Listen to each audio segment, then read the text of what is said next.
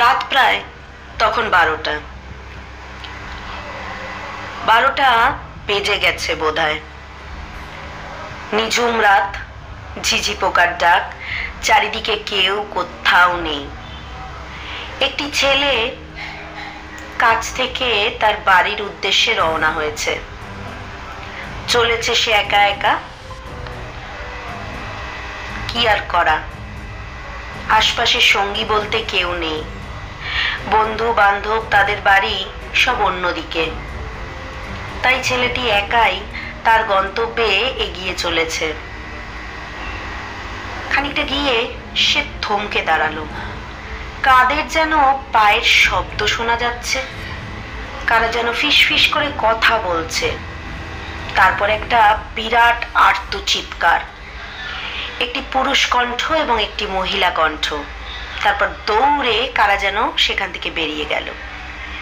তার খানিকক্ষণ আগে একটি পুরুষ ও একটি মহিলা কবরস্থানের পাশ দিয়ে, একটি খ্রিস্টান কবরস্থানের পাশ দিয়ে যাচ্ছিল। যে রাস্তাটি দিয়ে ছেলেটি যাচ্ছে সেই একই রাস্তায় সেখানে একটি কবরস্থান ছিল। সেখানে হঠাৎই তারা অ্যাডভেঞ্চারের উদ্দেশ্যে ঢুকে পড়ে।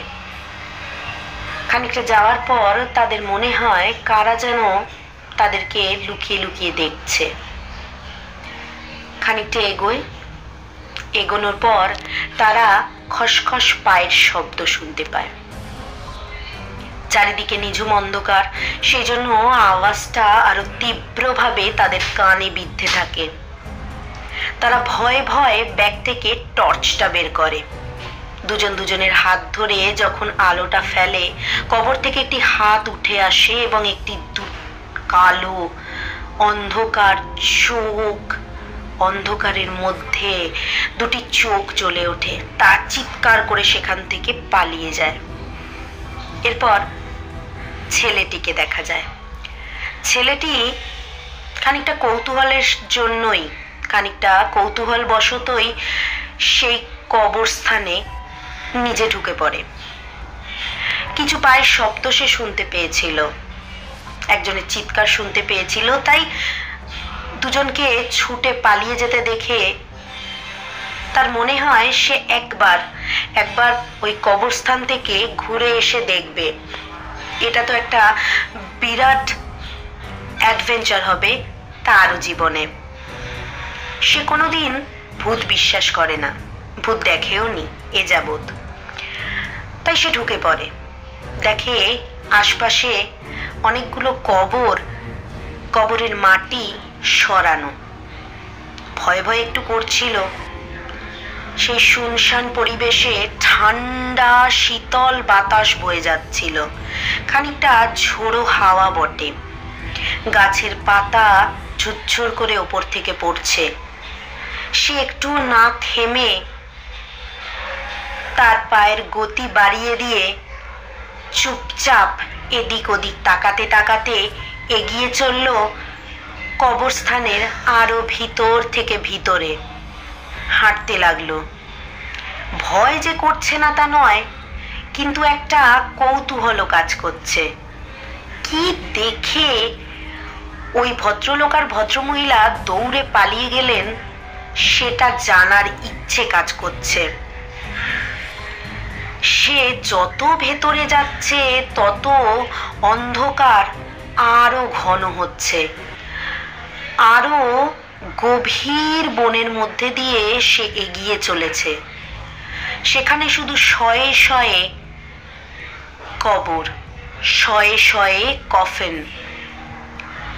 চলেছে তো চলেছে। চলতে চলতে সে আশপাশে অন্ধকার আরো গভীর হতে দেখল। আরো গভীর অন্ধকারের মধ্যে সে যেন হারিয়ে যেতে লাগলো। তার মনে হতে লাগলো তার পাশ দিয়ে কারা যেন চিৎকার করে ডাকছে তাকে। কারা যেন বলছে, কই গো, চলে যাচ্ছ কেন? একটু দাঁড়াও, দাঁড়িয়ে যাও, একটু আমাদের সাথে একটু কথা বলে যাও। আমরাও যে তোমার মতো মানুষ হতে চাই। কই গো, একটু দাঁড়াও না, শুনছো আমাদের কথা? তার গা হাত পা শিউরে উঠল যখন সে একটি কফিন বা কবরের ওপরে হঠাৎ নীলাভ আলো আর ধোঁয়ার কুণ্ডলী দেখল। সে খানিকটা দৌড়তে চাইল, কিন্তু না, পা তার আর অত গতি ধরতে পারল না। তাই সে ধীরে ধীরে হাঁটতে হাঁটতে সেই কফিনের পাশ দিয়ে, সেই কবরের পাশ দিয়ে এগোতে লাগলো। নিজেকে সান্ত্বনা দিতে লাগলো, কিচ্ছু না, এগিয়ে চল, ভয়ের কিছু নেই। তুই দেখতে চাস না? অ্যাডভেঞ্চারটা তো পুরো করতে চাস? একা তো কি হয়েছে, ভগবানের নাম নে আর এগিয়ে চল। ভয়ের কি আছে? ভূত ফুত বলি কিচ্ছু হয় না, এগো এগো, কিচ্ছু হবে না। তারপর সে সেই জায়গাটা পেরিয়ে আরো গভীরে প্রবেশ করলো। হঠাৎই চারিদিক থেকে বাদুড় চামচিকির দল তার উপর হামলা করতে লাগলো। সে কোনো রকমে দৌড়ে সেই জায়গা থেকে পালাতে চাইল, কিন্তু সেই একই দৌড়তে সে পারল না। তাই হাঁটার গতি খানিকটা বাড়িয়ে দিল। এবার কিন্তু তার একটু ভয় ভয় করছে, গলাটা কিরম শুকিয়ে আসছে। তার মনে হচ্ছে তার গলাটা বোধহয় এক্ষুনি পেছন থেকে এসে কেউ টিপে ধরবে। খালি মনে হচ্ছে তার পিছু পিছু কেউ ধাওয়া করে আসছে।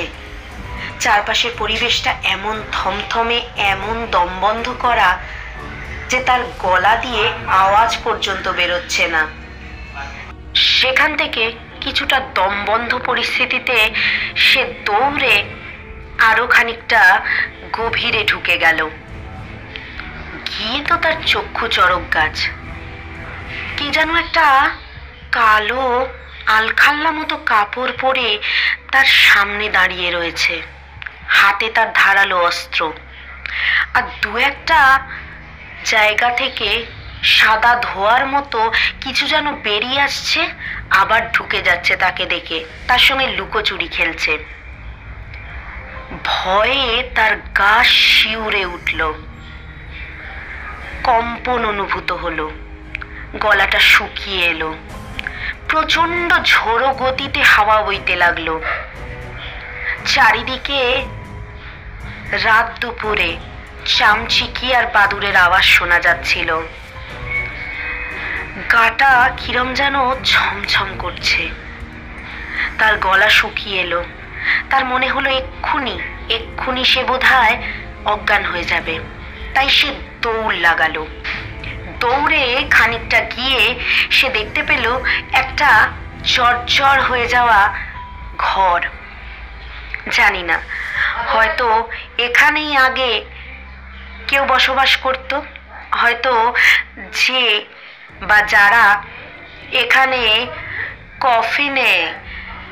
কফিনে মরাদেরকে বা কবরে মৃত দেহদেরকে রাখতে আসতো, তারা বৃষ্টি হলে সেই ঘরের ছাউনিতে সময় কাটাতো।